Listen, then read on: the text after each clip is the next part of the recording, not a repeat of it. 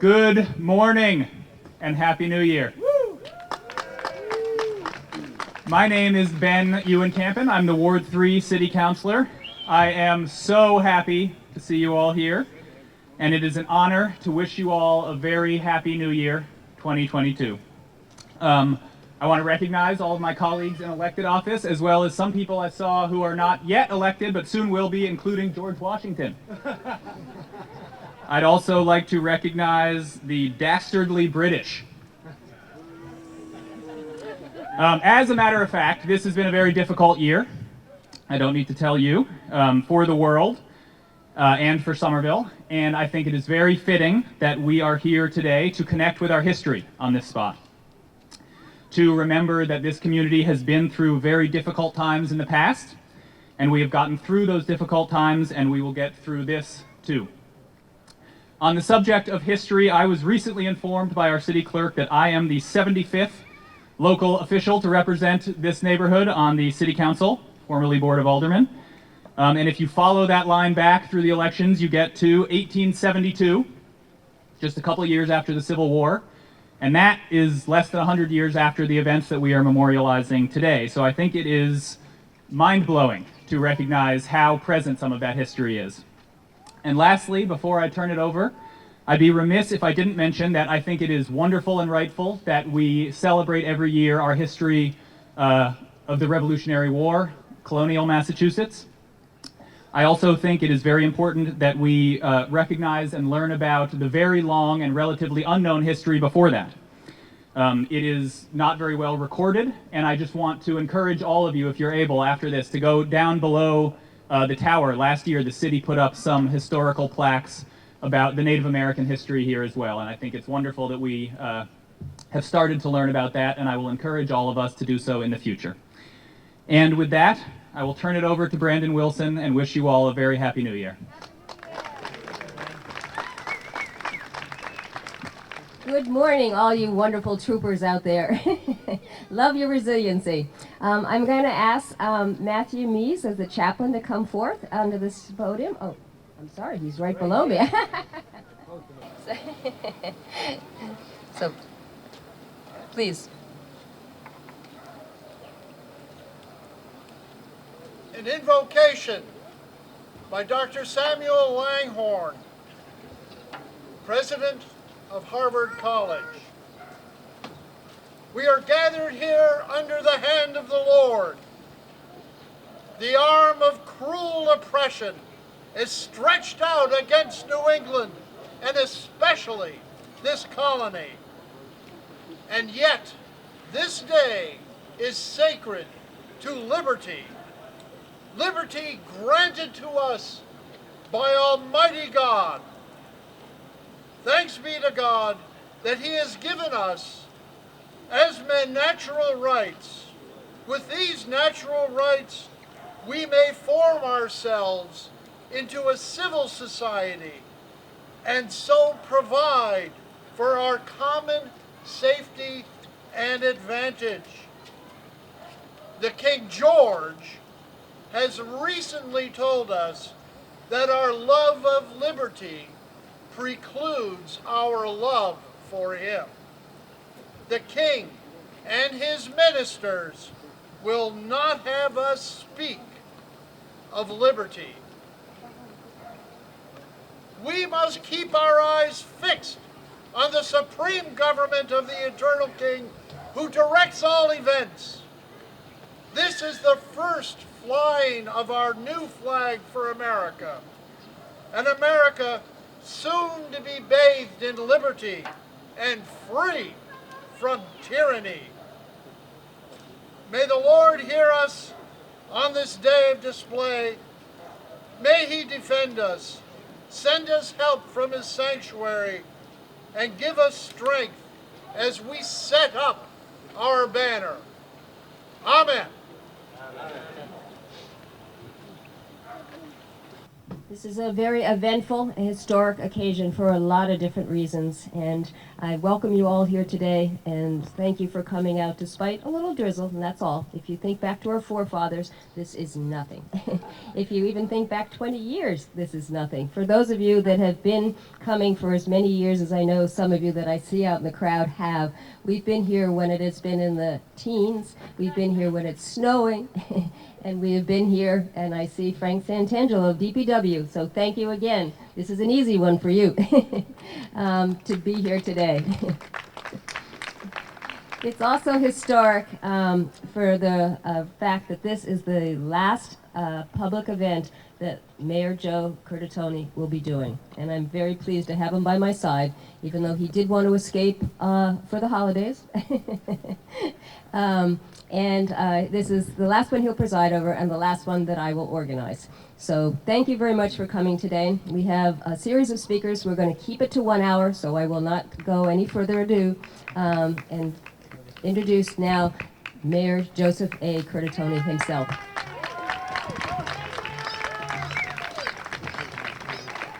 Thank you. Good morning. Happy New Year. It is my final public event. There will be one final order. Frankie, DPW, make sure that tower is open for the public to enter and escort our friends from Britain who are representing King George to make sure there's no mischief, please. But thank you very much for coming out today. This was actually my first public event coming into the office of mayor 18 years ago, my last. But greetings on behalf of myself personally, my family. I also want to, on behalf of the mayor-elect, who's tending with her family, her dad today couldn't be here, but you'll hear a lot more from her as she becomes inaugurated on Monday, and we can't wait. Please, a round of applause for the mayor-elect of the city of Somerville, Tatiana Ballantyne. And to all our local officials, you heard from the Ward 3 City Councilor, Ben Young Campen. I want to recognize from Ward 2 City Councilor J.T. Scott. At-large City Councilor Ms. Kristen Strezzo. Mayor Emeritus, the former mayor of the city of Somerville, Mr. Eugene Brune. And if I miss anybody, you'll get me in a second. I do want to say thank you, Captain Coots from the Charlestown Militia, Colonel Richard Shurka,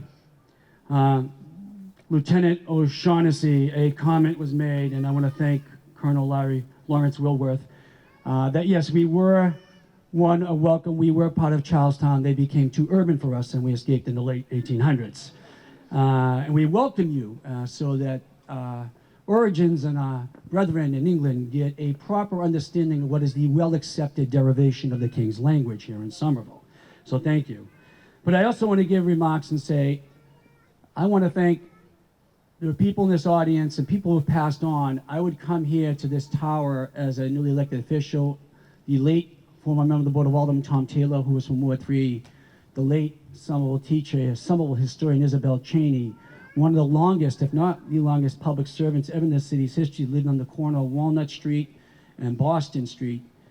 Fred Lund, we'd wear his cloak, and a veteran of foreign wars would be here, several of us in the freezing cold, and helped along with a very passionate historian, Brandon Wilson, Dick Bauer, and many others. But since this is Brandon's last event, I will tell you these events would not have gone to what they are today if we forget our history, and if we don't pay attention to history. You know, we're doomed to repeat its failures. We need to continue to leverage our values going back in history and our origins, to double down on them, to learn from them.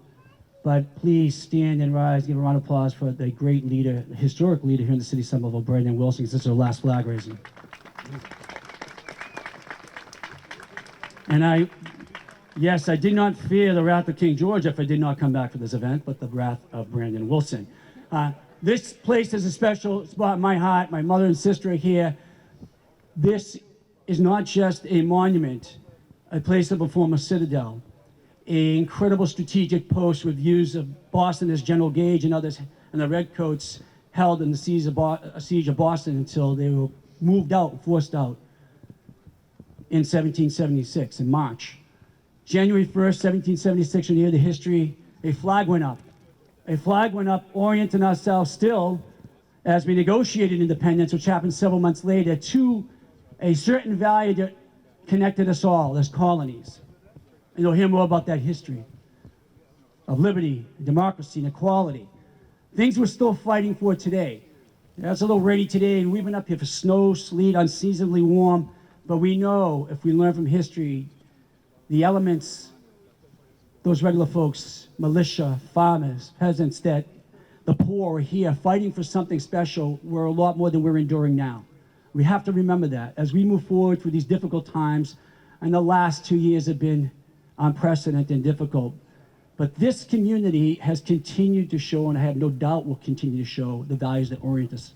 Make this an exceptional place for anyone to live, to work, play, grow old in, to display with deliberate intention our values of equality, civility, tolerance, diversity, taking care, that selfless spirit that takes care of one another. In those past 2 years, hearing the stories for who was helping out an elderly neighbor, who volunteered in our schools to deliver groceries, who couldn't afford to feed their families. The workers in our city who are poor and were getting sick and still getting sicker at rates higher than people like me and dying. They were out there working the frontline jobs for our conveniences, but what kept people like me going, all of us going, is that spirit, the values that orient us together as a community. So more than 200 years later, this place as a physical place of prevalence, of history and strategic importance, of civic gathering, with all the Prospect Hill festivals, still is a place where our values were displayed with deliberate intent, and today across the community. So Somerville, everyone, I thank you. We thank you. I wish you a blessed and happy new year. May we be healthier. May everyone be wealthier, more prosperous. May we double down on the values we claim to be American values. Every community looks at this one and the values we hold dear every day as we move forward. 2020, blow away the last 2 years, please. I have no doubt you're going to do it. And when we do so, we have incredible leadership. Leadership at the council and the new mayor and the school committee that support them and cheer them on. God bless you. Let's have a great 2022. Happy New Year.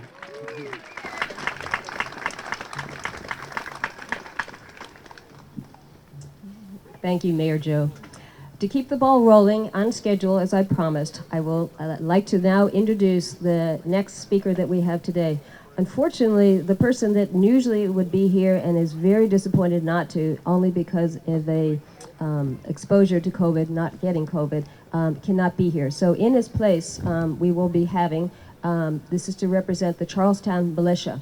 And the person will be representing him is Lieutenant Robert Collins. And he, actually, is somebody that we know well. He is representing, by the way, Captain Tom Coots, who is the commanding of the Charlestown Militia, which, as you've all heard, is how this first started. So Lieutenant Robert Collins is familiar to many of us in the city because he was formerly served as the Chief Labor Counsel to the City of Somerville. And he is currently a senior member of the Ancient and Honorable Artillery Company of Massachusetts. He will be speaking on behalf of Captain Tom Coots, who is, as I said, the commander of the Charlestown Militia, the Gardeners Regiment, and he will come up right now and speak. Thank you.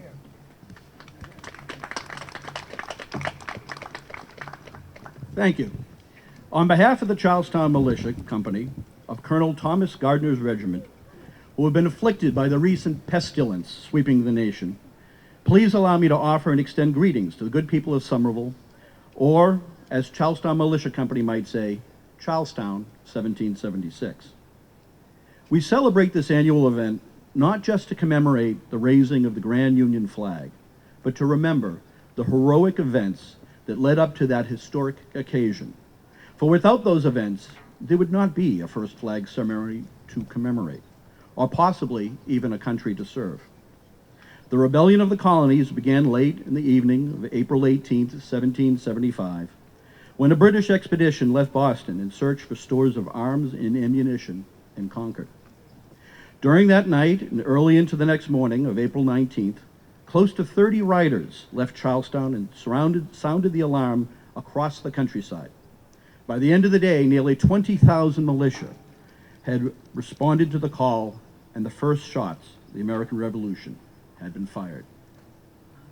The British Army were now besieged in Boston. If they wished to reestablish control, they needed to take position of the commanding heights dominating Boston, Dorchester Heights, and Bunker Hill. On June 14, 1775, General Artemus Ward, General Israel Putnam, Colonel John Stark, and Colonel William Prescott met in a war council at Ward's headquarters on the Cambridge Common. The outcome of that war council resulted on the June 16th march of 1,200 men under the leadership of Colonel Prescott from the Cambridge Common to the top of Bunker Hill. Upon their arrival, Colonel Prescott realized that building fortifications on Bunker Hill presented little threat to the British and decided instead to fortify Breed's Hill, where a colonial redoubt would be most visible to the British. By the next morning, the British realized the colonial forces had taken up a menacing position and immediately began preparations to dislodge Colonel Prescott and his 1,200 men. The British were now provoked into action. By the afternoon of June 17th, British intentions were revealed. General Putnam sent 2 of Gardiner's companies over to the stone wall at the edge of the Mystic River, where some of the fiercest fighting was taking place. One of those companies was comprised of men from Charlestown. At this point, the redoubt was under attack by British regulars for the 3rd time, inflicting devastating casualties on the British. The 2 assaults had been repulsed by the colonial forces, almost out of powder and ball, and suffering hundreds of casualties themselves. The colonial forces began an orderly retreat from Breed's Hill. Gardiner's regiment provided the covering fire, allowing Colonel Prescott and his men a safe and orderly retreat from Breed's Hill onto and then across Bunker Hill. Gardiner's regiment, along with the retreating colonial forces, made their way from Bunker Hill to Fortifications, where you stand today, here on Prospect Hill. Prospect Hill held a commanding view that stretched from Charlestown Neck to Leechmere Point. The Charlestown Militia Company, Gardiner's regiment, remained stationed here on Prospect Hill until the British were forced to evacuate Boston on March 1776. March 17th is also a particular holiday to a few of us.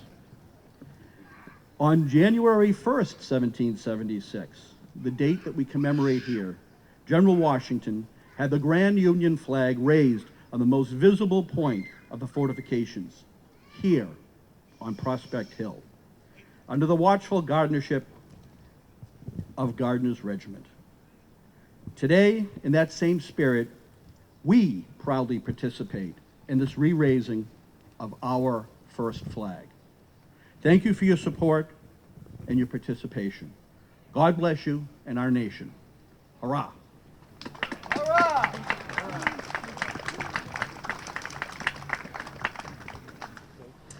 Yes, what we intend to do today is to give you a little slice of the history that brings us here today. So Charlestown Militia was a very key part of this, obviously, and thank you so much for sitting in for Tom Coots.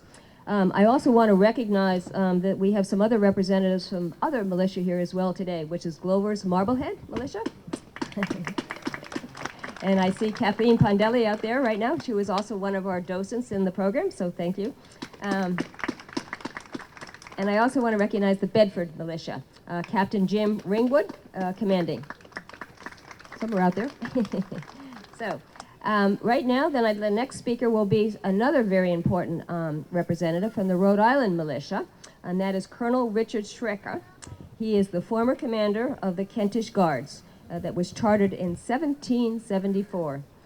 The Brigadier General Nathaniel Greene was a member of the Kentish Guards and one of General Washington's ablest commanders, who commanded the forces on Prospect Hill from 1775 to 1776. So this ancient fellow will now come up and speak on their behalf.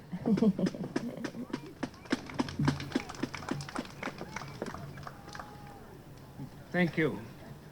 Yes, the Kentish Guards, named after Kent County, Rhode Island, where Nathaniel Greene served as a private. However, shortly after Bunker Hill, the Rhode Island legislature voted to raise 3 regiments to help the Patriots in the siege of Boston, and elected Nathaniel Greene as the Brigadier General of these 3 regiments. This was a step from being private to Brigadier General in 1 step. When General George Washington took command of the fledgling Continental Army on July 3rd, 1775, he wrote that everywhere there was militia was over-imbued with a spirit of liberty and insubordination. However, when he visited the camp of the Rhode Island regiments, he noted here there was order and discipline down to the tent pegs. Subsequently, he placed Brigadier General Nathaniel Greene in charge of Prospect Hill, the key position of the American line, with 4,000 men, including the Rhode Island regiments, Gardner's regiments, and other local militia. And why were the Rhode Island troops performing so well? Massachusetts was not lacking able and experienced leaders. It was not lacking brave and strong men. Unlike Rhode Island, whose governor was locally elected, Massachusetts Bay Colony had a royal governor and a controlling, oppressive army of occupation, which was arresting your leaders and seizing your weapons and ammunition. General Greene was instrumental in training these free-spirited militia units into an effective Continental Army.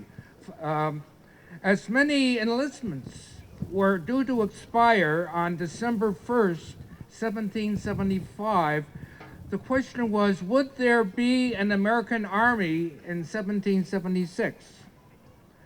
On Monday, January 1st, 1776, under General George Washington's leadership, a Continental Army re-enlisted and raised, and the first flag, the Grand Union flag here, was first raised before the Continental Army in the face of the British Army, and under the watchful leadership of General Greene's men, symbolizing our continued effort to maintain our freedom and independence. Thank you.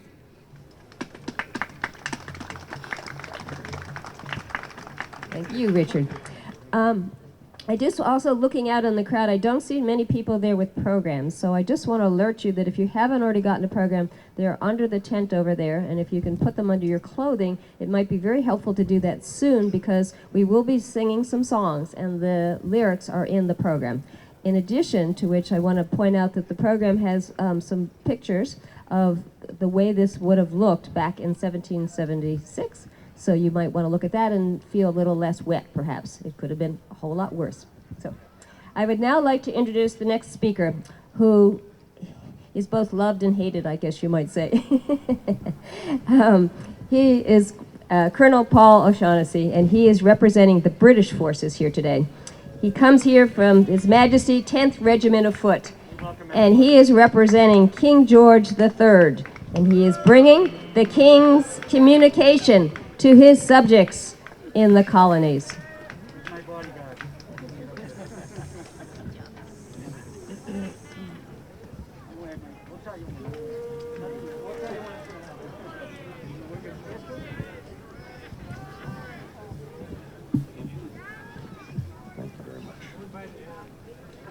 I love you all too.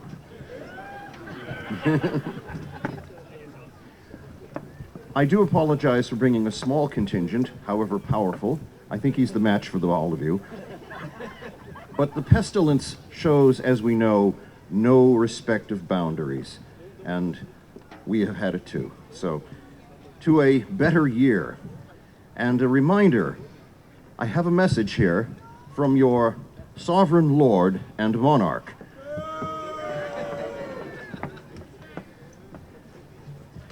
This is an excerpt and quotes from His Majesty to the Houses of Parliament from Friday, the 27th of October in 1775, recently arrived by packet ship. My lords and gentlemen, Those who have successfully labored to inflame my people in America by gross misrepresentations and to infuse into their minds a system of opinions repugnant to the true constitution of the colonies and to their subordinate relation to Great Britain, now openly avow their revolt, hostility, and rebellion. They have raised troops.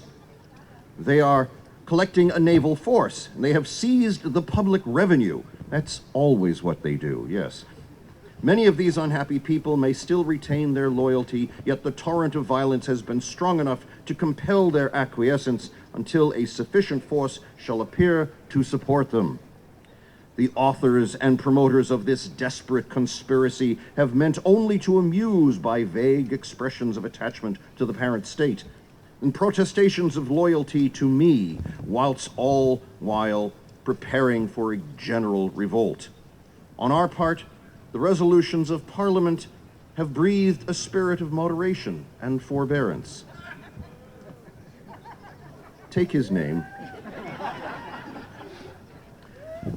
I have acted with the same temper, anxious to prevent the effusion of blood of my subjects and the calamities which are inseparable from a state of war, still hoping that my people in America would discern the traitorous views of their leaders.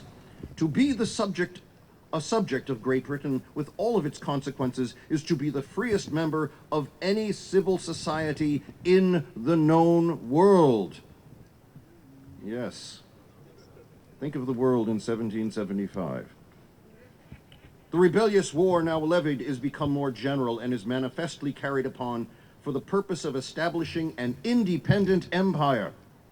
I need not dwell upon the fatal effects of such a plan. The object is too important, the spirit of the British nation too high, the resources with which God hath blessed her too numerous to give up so many colonies which she has planted with great industry, nursed with great tenderness, encouraged with many commercial advantages, and protected and defended at much expense of blood and treasure. When the unhappy and deluded multitude, that's you, shall become sensible of their error, I shall be ready to receive the misled with tenderness and mercy, to remove as soon as possible the calamities which they suffer. I shall give authority to grant general and particular pardons and indemnities, and to receive the submission of any province or colony which shall be disposed to return to its natural allegiance, as if such province or colony had never revolted. Given this day in Parliament by George III. God save His Majesty the King. God save the King. And just to make sure that you understand it, Mr. Washington, you're here somewhere? I have a copy just for you so that you can read it in detail. Here, if you could give that to Mr. Washington, that would be good. I thank you so much.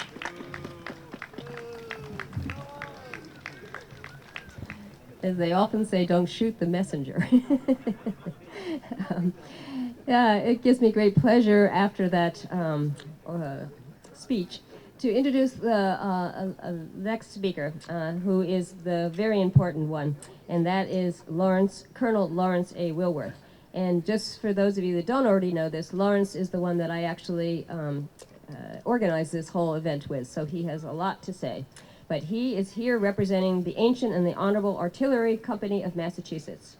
And he is actually, I want to note that some others from that artillery company are here as well, which is the First Lieutenant David Champa and the Second Lieutenant Tim Harridan, who are here on behalf of Robert Imlich, who was the captain commanding.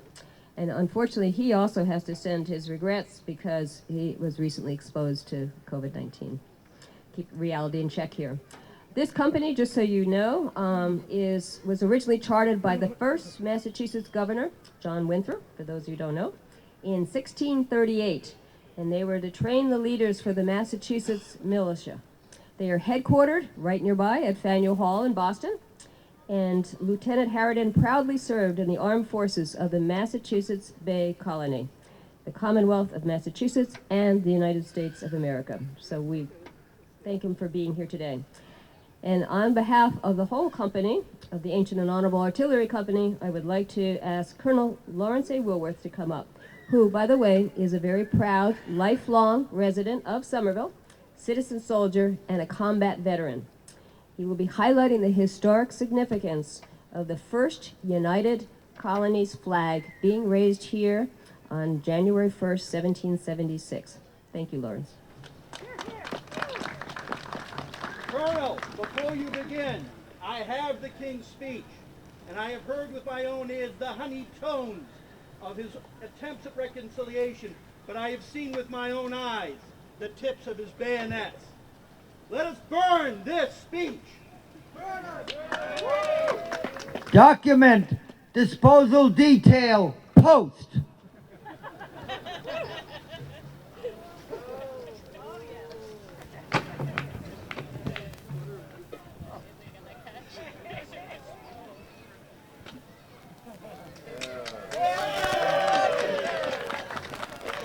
I can see our enthusiasm prevails, including demolishing the file document. Don't you people have a fire department? Yes, we do. We have one piece of equipment. In behalf of the men and women of the U.S. military, past and present, let me extend a fraternal greeting at the start of a new year. The current winter conditions and adverse weather are vivid reminders of the conditions the brave soldiers of the American Revolution endured. Let us never forget the brave men and women of our military, now serving to protect us, our freedoms, under similar or worse conditions without the comfort of home or family. Over 246 years ago, in December 1775, the siege of Boston had gone on for 8 long months. The enthusiasm of the spring and summer had brought the harsh reality that can the militia army persevere facing a British army of over 8,000 soldiers in the midst of battle, without pay, and in the midst of winter. Any clear outcome with the British was not in sight. Reconciliation to date with the king had been unsuccessful. The soldiers' morale was low. They wanted to go home. And then their enlistments were up on Sunday, December 31st, 1775. How would it be possible to transform an army of militia to a new Continental Army on January 1st, 1776? On Monday, January 1st, General William Howe, the commander of Colonel O'Shaughnessy, commanding forces in Boston, sent a harsh reminder to each Continental soldier that their cause would not prevail. By sending copies of the infamous King's Speech to Parliament and declaring the colonies in revolt, and directly sent it through the American lines. We will not be intimidated. In direct response by this action by Lord Howe, General George Washington felt an immediate response was required. He directed the new national flag, then known as the Great Union, currently being presented to his staff, to be displayed at the highest visible point in the American lines, the fortifications at Prospect Hill. The visible display of this flag confirms the American determination to maintain their independent identity. By January 1776, the pessimism of a month before had changed into a firm resolve. The colonists, formerly angry British citizens, had been transformed into independent Americans. The Continental Army, reorganized from a militia army to a professional army, was ultimately successful. Many of the soldiers re-enlisted and decided to stay the course for the 8 long years of the Revolution. Under severe winter conditions, under the leadership of Henry Knox, 60 tons of military supplies, including 58 cannon, previously captured at Fort Ticonderoga, were sledged the 150-mile Boston later in January 1776. The resulting emplacement of these guns on Dorchester Heights in March forced a premature British evacuation of Boston and a victory for the Continental Army. This victory, combined with the publication of Tom Paine's Common Sense in January 1776, made each citizen realize that independence was a possibility. The Ancient and Honorable Artillery Company of Massachusetts has a proud tradition of supporting the citizens of the Commonwealth of Massachusetts and the United States for over 384 years, since 1638. We are here today to honor fellow members of our company who were actively served in the Continental Army during the American Revolution and the Siege of Boston. General William Heath, 92nd Captain Commanding of the Ancient and Honorable in 1771, one of Washington's ablest 6th Brigade commanders, served in key positions of responsibility for most of the Revolutionary War. And last but not least, Major William Dawes, who was one of the original guys to spread the alarm, was instrumental in 1875, fought at the Battle of Bunker Hill, and served throughout the American Revolution. Thank you very much, and God bless America.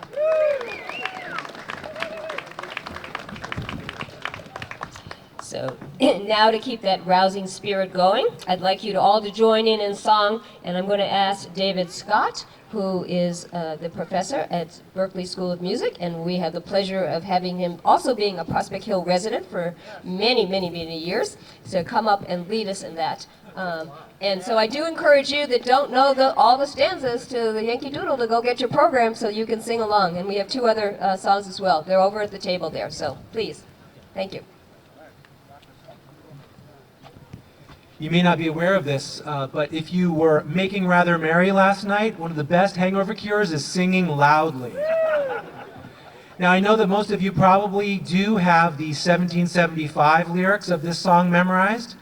If not, it's in the program. And if you don't have a program, that means you need to sing all the louder on the chorus. Here we go.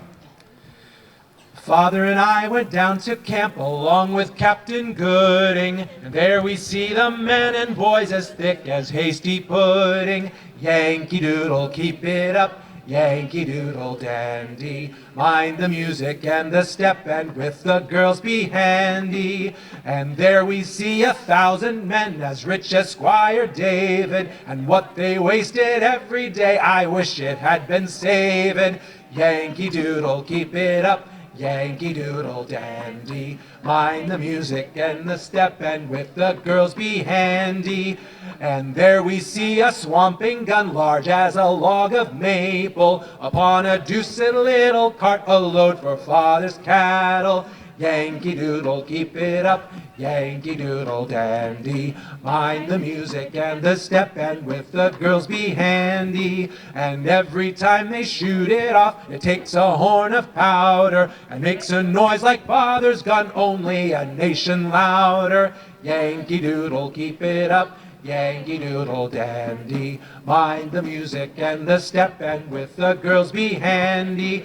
And there was Captain Washington with gentle folks about him. They say he's grown so tarnal proud he will not ride without them. Yankee Doodle, keep it up, Yankee Doodle dandy. Mind the music and the step, and with the one more time now. Yankee Doodle, keep it up, Yankee Doodle dandy. Mind the music and the step, and with the girls be handy. Give yourself a round of applause.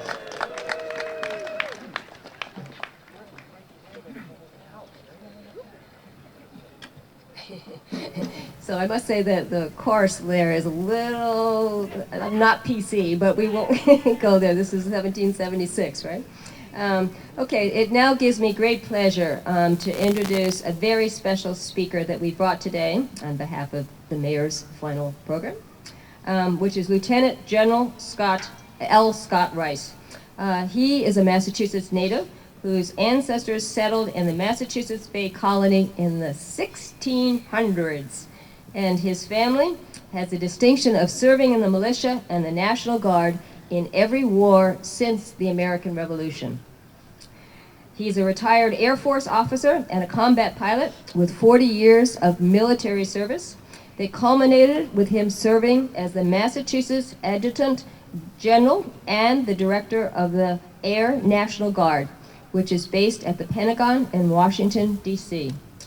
And just so you know, the Massachusetts National Guard is the nation's first guard, proudly serving the citizens of the Commonwealth since 1636, which I think is a little longer than yours, but I'm counting. Thank you very much. Come forward. Hey, thank you. Thank you. I appreciate it. Miss Wilson, it's quite an honor to be here with you today and be a part of this historic ceremony, for sure. And thank you for your service, not only to the community, but to our nation. You've done quite a service for all of us. Thank you. Thank you.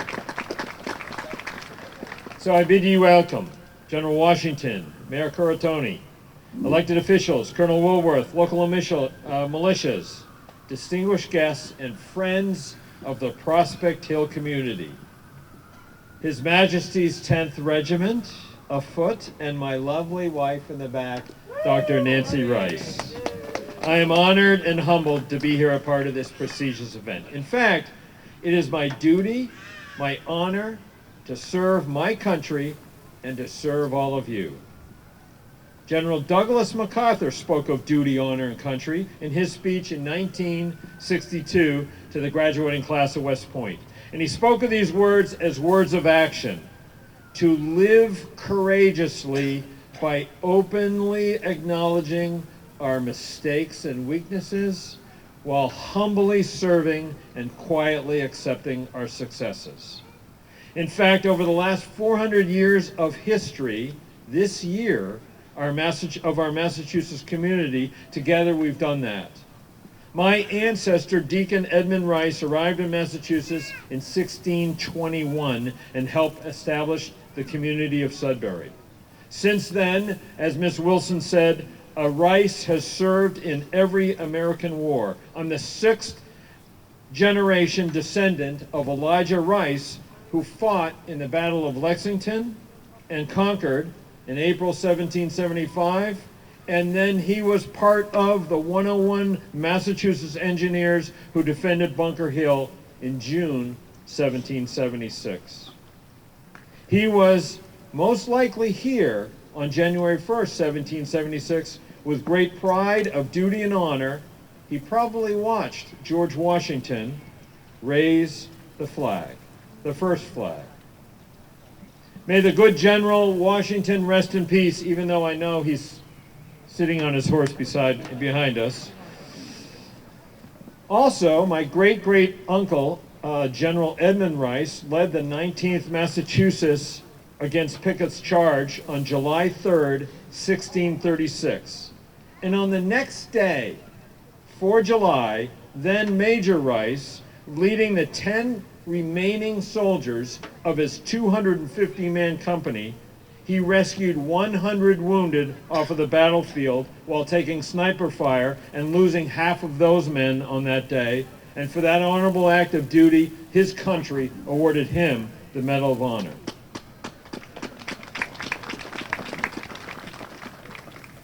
By the turn of this last century, things had changed in my family's service. My great-grandfather, my grandfather, and my father all became engineers in their time, and their wives, the ladies, were the ones who served. Those ladies saw combat as nurses in our nation's war. My mother in particular was an Army captain in Europe in World War II and was ready to go to Japan when the war ended. She told me that there is no better honor than to serve my country in uniform. It's my mother that had me brought to this place to serve our nation in a military duty.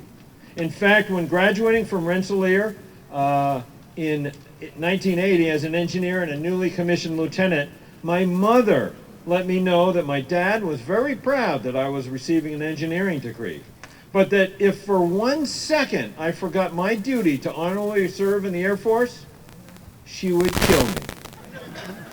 So like many of you have done, I serve my country. Our history, our heritage, our culture that you all are so much a part of taught me and your families what service really means. So here we are on a day that was honored in 1776 with a first flag-raising ceremony and a deep tradition of service to remember and honor our family, our friends, our community, our Prospect Hill, our Commonwealth, and most respectfully, our country. Our nation, and all of you know that freedom is not free. And many of you have served on active duty and in the National Guard, in police, in fire, emergency services, in schools, hospitals, and community centers, and as elected officials, and as administrators in our government. To all of you, and to Mayor for his last public service and ceremony, I say thanks. Thanks for your selfless defense of our liberty, our truths that are self-evident, and for our continued pursuit of happiness and equality by all race, color, and creeds of humanity. My children and my grandchildren and all of our descendants are counting on your dedication to others. Thank you for your service to duty, honor, and country. And I end with this reading of the Airman's Creed. I am an American airman. I am a warrior. I have answered my nation's call. I am an American airman. My mission is to fly, fight, and win. I am a faithful to a proud heritage, a tradition of honor, and a legacy of valor. I am an American airman, guardian of freedom and justice, my nation's sword and shield, its century and its avenger. I defend my country with my life. I am an American airman, a wingman, a leader, a warrior. I will never leave American behind. I will never falter, and I will not fail. Thank you for all being here. God bless our nation, our flag, and all who have served. Thank you. Thank you, Mayor.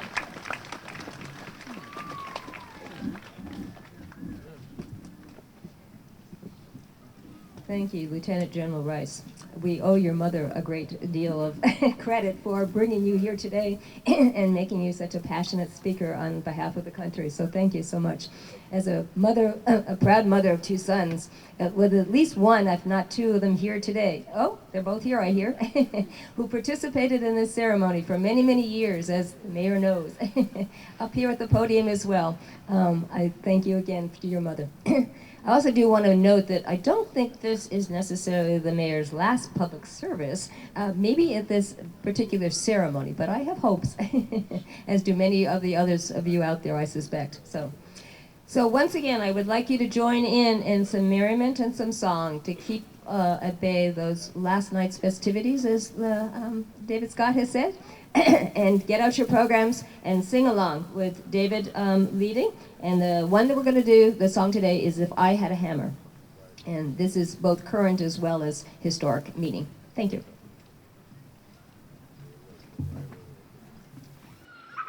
Perhaps we'll have more people having the lyrics to If I Had a Hammer memorized. It's still a little before my time, but I think we can all get this one. Are we ready? Are we ready? Yeah. Are we ready? If I had a hammer, I'd hammer in the morning, I'd hammer in the evening, all over this land. I'd hammer out danger. I'd hammer out a warning. I'd hammer out love between my brothers and my sisters all over this land. If I had a bell, I'd ring it in the morning, I'd ring it in the evening, all over this land. I'd ring out danger, I'd ring out a warning, I'd ring out love between my brothers and my sisters all over this land. If I had a song, I'd sing it in the morning, I'd sing it in the evening, all over this land. I'd sing out danger, I'd sing out a warning, I'd sing out love between my brothers and my sisters all over this land. Well, I've got a hammer, and I've got a bell, and I've got a song to sing all over this land. It's the hammer of justice, it's the bell of freedom, it's the song about love between my brothers and my sisters all over this land. All right.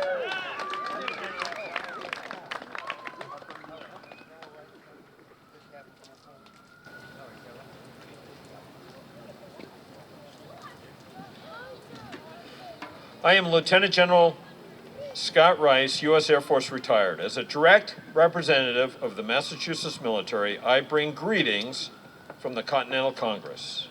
Based on the recommendations of General George Washington and Benjamin Franklin Committee in October 1775, the Continental Congress has directed the formation of a new Continental Army of 26 regiments as a designation of a new symbol of national identity. I traveled here personally to this event today to show support for the new Continental Army and for the raising of the first United States Colonies flag, the Great Union. This flag forevermore will symbolize the unity and purpose of the 13 united colonies in support of the new Continental Army. We are highly pleased and with continuing improvement in the Continental Army and the leadership and example demonstrated by General George Washington. I therefore confident of its success in the future.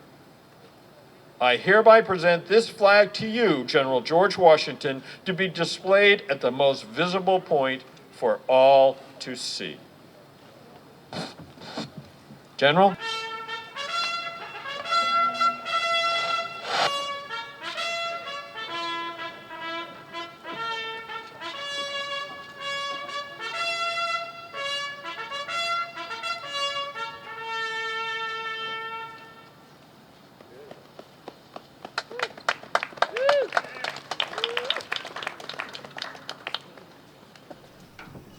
His Excellency hopes that the importance of all the great cause we are engaged in will be deeply impressed upon every man's mind.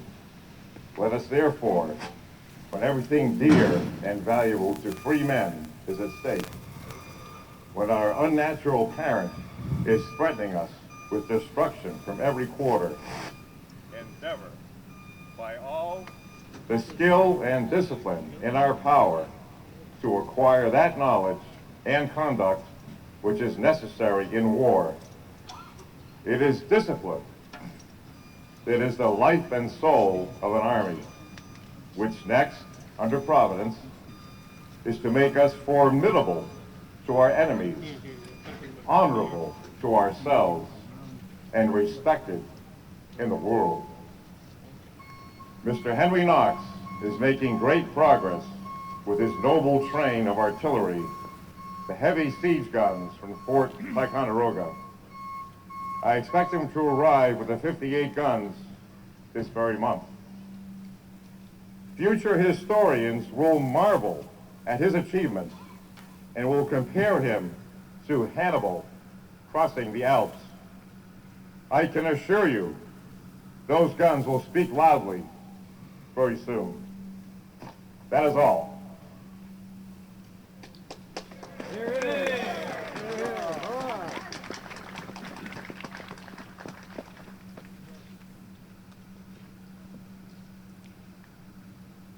In behalf of General Washington, he has ordered that this flag be raised and the flag detail will post.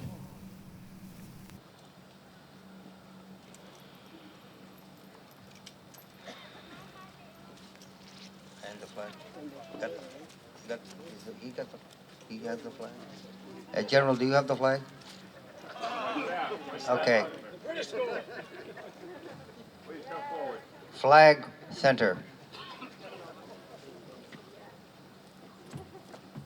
Hand it off to the detail.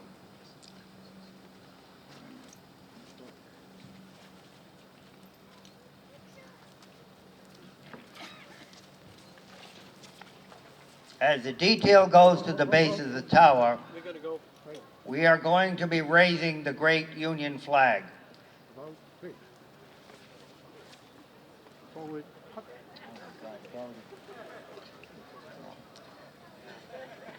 Oh well.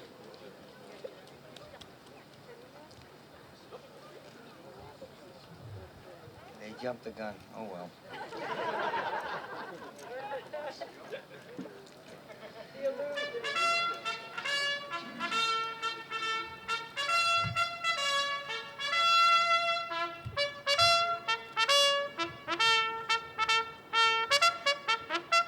Bandits, bring your units to attention and present them.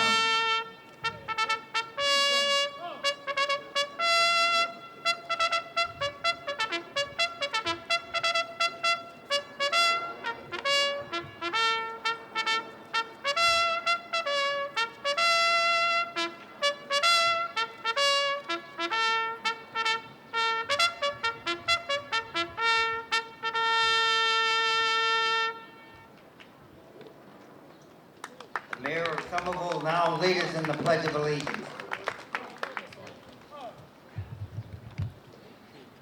Before I do so, Lieutenant Colonel O'Shaughnessy, I have been prepared after 18 years. I brought my own detail, and sir, with all due respect, you are no match for them. Joey, Michael, help me lead this. Please join me, folks. We couldn't wait to display our flag and our values. Thank you. I pledge allegiance to the flag, the United States of America, and to the republic for which it stands, one nation, under God, indivisible, with liberty and justice for all. Let's hear it for our detail, Joey and Michael. I do want to say, folks, brief announcement before we leave, a couple more points. This also, we're reminded, was the site and the streets and neighborhoods of our first casualties, our first heroes of foreign war. Big round of applause to all our veterans who have served as sacrificing their families. God bless. I do want to recognize some other distinguished guests that are here today that the mayor has just noted, and I want to tell you why you're here today. This is Michael, who is in the first grade, and he's 7 years old. And 6. Oh, excuse me. You're only 6. Oh, it's only 6. Okay. And his brother Joey, who is 3, I believe, right? Okay. And they're here today as very proud citizens of the Commonwealth, although they do live in Arlington, I have to say. And they are here because they are sons of the American Revolution. Joey and Michael's sixth great-grandfather was Kenny Stanley, who was a private in Captain Larkin Thorndyke's company, who answered the alarm in Lexington on April 19th, 1775. In addition, his 7th great-grandfather was Samuel Herrick of Beverly, Massachusetts, whose house is one of the few 18th century buildings still standing on Water Street. They rented rooms there, he did, in this building to ship captains and Continental Army officers during the American Revolution. And Unfortunately and tragically, he went down with his ship in 1777, but his family continued that tradition, the same practice of renting out rooms to the same people for many years thereafter. So they are here today in honor of their own family, just like Lieutenant Rice. We have a lot of proud heritage here today. Thank you so much, Michael and Joey. And Michael has asked if he could be the leader of the first tour that goes into the tower, because we canceled last year and had it virtual, and he was disappointed not to be able to go in. So we have, the mayor, I think, has agreed to. So Michael will be leading the charge. And I also do want to say the mayor has thanked, of course, DPW and the police and communications, which is videotaping this here today, standing out in the rain this whole time. Our photographer, Janine Farley, who has diligently been doing this for many years as well. I would like to say that you can, actually, if you didn't get a program today, you can take one on the way out, won't get wet, but I'm also going to have it posted online so that you can see it there. This event is being videotaped, and you and your neighbors that were not as resilient as you today in coming out can watch it and as a taping starting next week. And again, I want to thank the people that are here from the Somerville Museum and the docents that are over at the table that are giving the refreshments, and which are very generously donated by Dunkin' Donuts in Union Square, which I have to confess was probably not here in 1776, but we know it's popular. There's also the coffee, and also we want to thank Market Basket for the cider, and New Kitchen, the restaurant in Washington Street and Union Square, for heating all the cider for this day, which is always nice to have something warm. So thank you again for coming today, for celebrating this historic occasion with all of us. And we have one little last part to go, which Lawrence will preside over. This concludes this ceremony. Thank you for your attention and participation, and I wish you a happy New Year. Thank you very much. We cannot end without a song, so I would want David Scott. So, sorry. All right, we're going to close today with a couple of more songs. The first one, I just wanted to draw your attention. This one is by Irving Berlin. Now, Irving Berlin's earliest memory as a child was looking over his shoulder at the village where he grew up and seeing it in flames. His family was ejected in a instance of ethnic cleansing, religious persecution. But he and his family found a new life in this country and opportunity and peace. And so as gratitude, he wrote this song. I'd like you to sing it with me. God Bless America. God bless America, land that I love. Stand beside her and guide her through the night with the light from above. From the mountains to the prairies, to the oceans white with foam. God bless America, my home, sweet home. God bless America, my home, sweet home. And finally, through all the talk of war, let's end with a wish for peace. Let there be peace on earth, and let it begin with me. Let there be peace on earth, the peace that was meant to be. With God as our Father, we are family. Let us walk with each other in perfect harmony. Let peace begin with me. Let this be the moment now. With every step I take, let this be my solemn vow.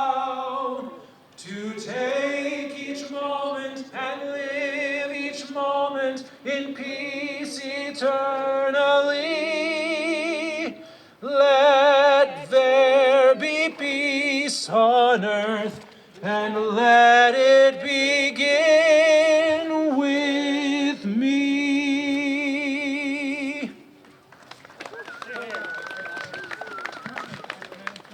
Again, let's hear it, Brandon Wilson, all these years doing this.